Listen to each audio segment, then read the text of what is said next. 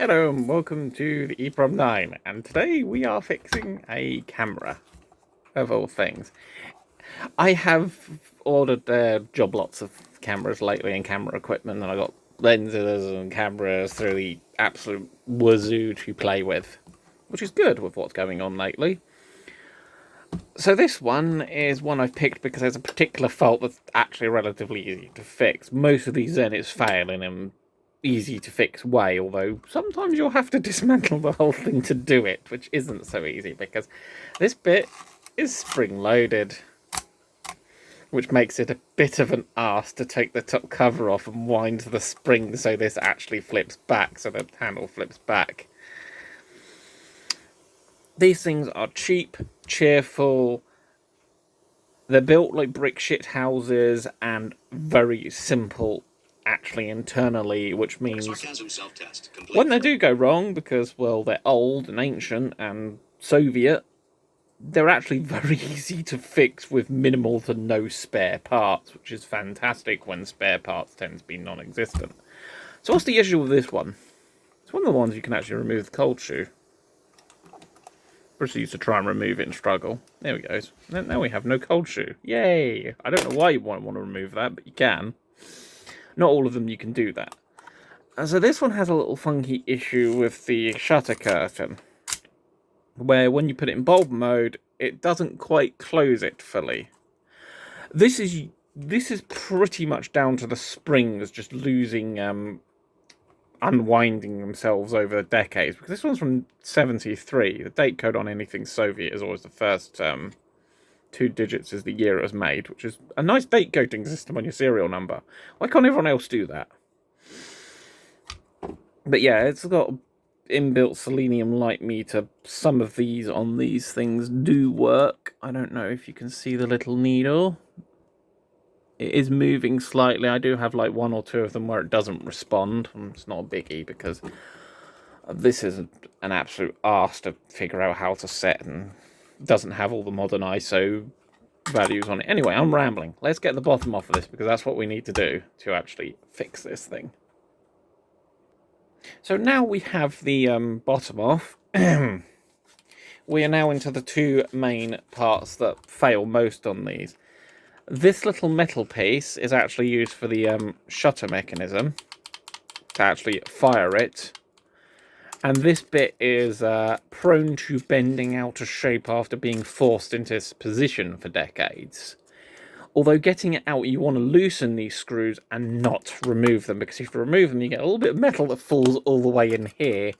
And when the camera's all assembled, it's an arse to get back together. So yeah, don't take those out when you need to just loosen them. I might actually do that in this video to demonstrate it. It depends on how the shutter responds after this. So, as in the case, this has 2 curtains. This curtain is tensioned by this assembly here. This little barrel which has a spring inside it. The secondary curtain, so that one's fired out the way that way. I don't know how well the camera shows it. This one fires along here and gets pulled along by what should be spring tension of this one, well, at the front of the camera. So this pulls in. I haven't got a curtain out to show you, but yeah, that's often what happens. So this is where you need 2 screwdrivers. So we're going to tension the first curtain. So first we need to remove the little locking screw, which can be a little awkward because they put some sort of paint or something over this to do this. Magnetic screwdrivers, they are amazing. Then we loosen this, which, yeah, you can see there's absolutely no tension in the thing. Then we have to figure out which way we need to turn it to tension it, which is always a tricky one. We need to turn it counterclockwise to tension it. So I do some spins. Give it a few spins. Tension this back. So it holds in place, and then we will fire our bulb mode. Yes. And it's almost there, because at least the second curtain did return after being fired, but we still need some more tensioning. So we hold this, and we give a few more turns. This one might also need tensioning, it depends. So we loosen him again. We've got some tension now, so we just pull it on the opposite. Give 2 twists, I reckon. You can over tension these, so just be careful when doing that. Do it a bit at a time. And then, still a little bit sluggish, so I think 1 more to half a turn should do it. But it is at least firing back more reliably.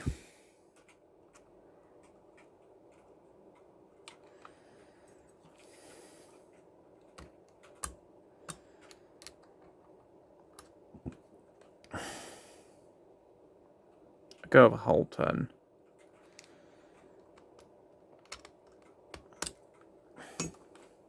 So that's holding that in for now. This has got a screw nut, pushes it on there to stop it turning. Okay, good. That is going about the rate it should. So we'll put that screw in. Use the iFixit one because it's got better magnet in it than the other one. This is another tensioning post, by the way.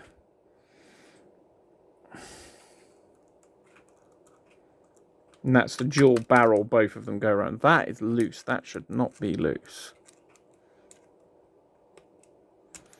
That might be why it untensioned in the first place. Let's just check bulb is still working. Good. Yeah, the other one seems a bit slow now. So let's just run up through the ranges. So 1/30th is operating a bit like bulb. That is not what it should be doing. That means the tension of the other one is completely loose as well.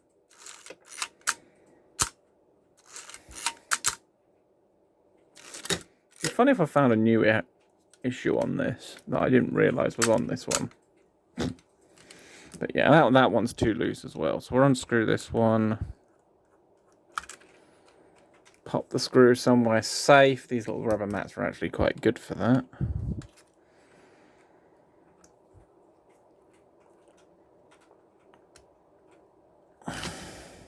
Scrape out paint.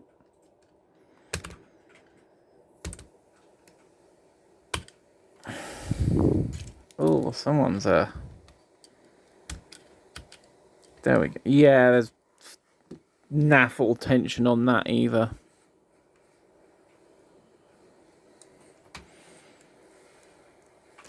Yeah, there's no real tension on that one. Yeah. Did you see that on how it just twisted with it?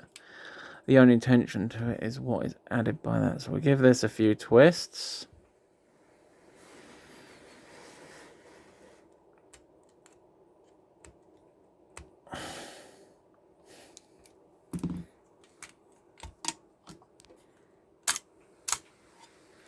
That's firing with a bit more pizzazz. It's still a little bit slow, but we should at least have the 130 mode work. Apparently not. The 130 is still being dodgy, but that still needs tensioning. So we've got other issues on this one we need to fix. And that is not that surprising. Don't lose the bolt.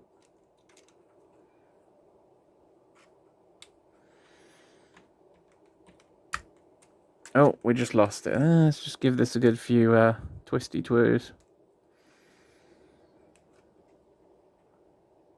This one treats.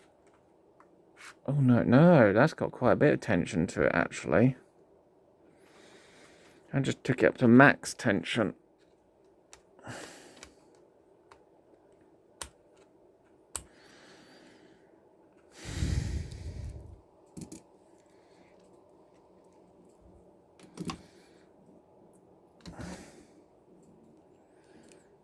Yeah, the tensioning is quite critical to having the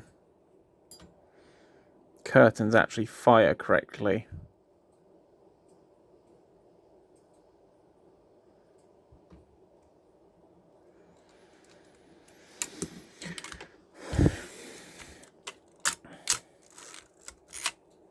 But why does it think everything's bulb? The bulb's firing as it should.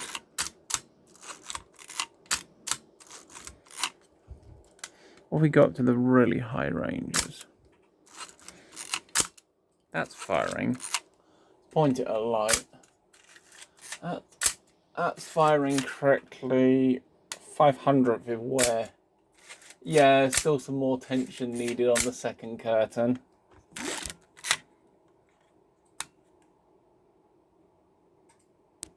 1/20th is fine. 60th is fine. 30th is now firing off fine. Bulb mode is firing off fine, so just Zenits being Zenits basically.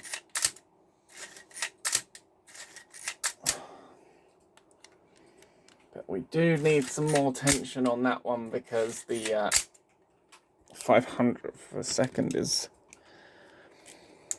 not behaving.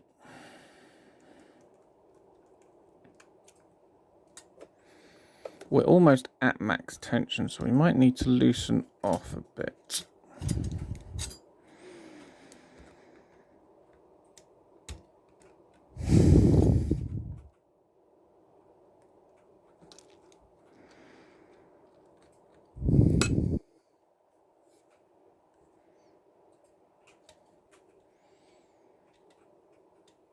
I'll give it 1.5 twists.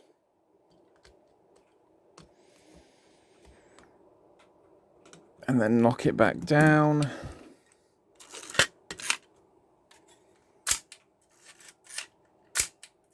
Almost. As you can see, there's a lot of trial and error to this.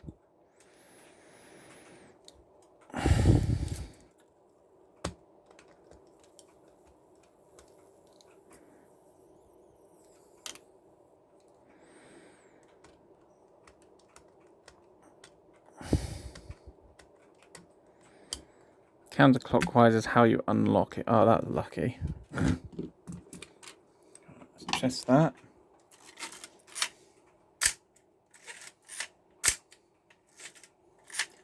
So close. One more half twist. It's annoying I can't demonstrate it to you, but camera frame rates are not always your friend. I'm just going to give it one twist because if I break a spring in these, it's not the end of the world. I've got like a million others. Oh, you know what?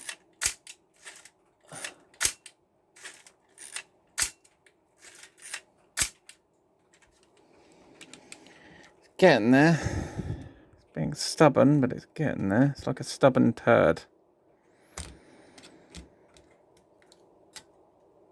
Would you?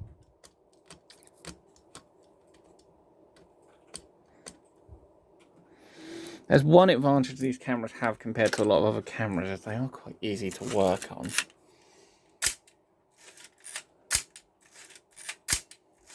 You know what?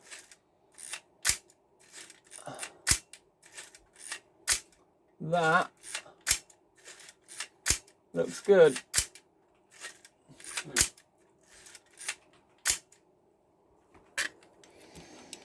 One more turn for good luck.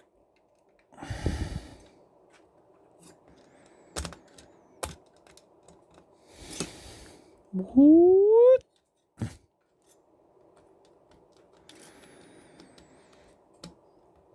It improves slightly every time I turn it, so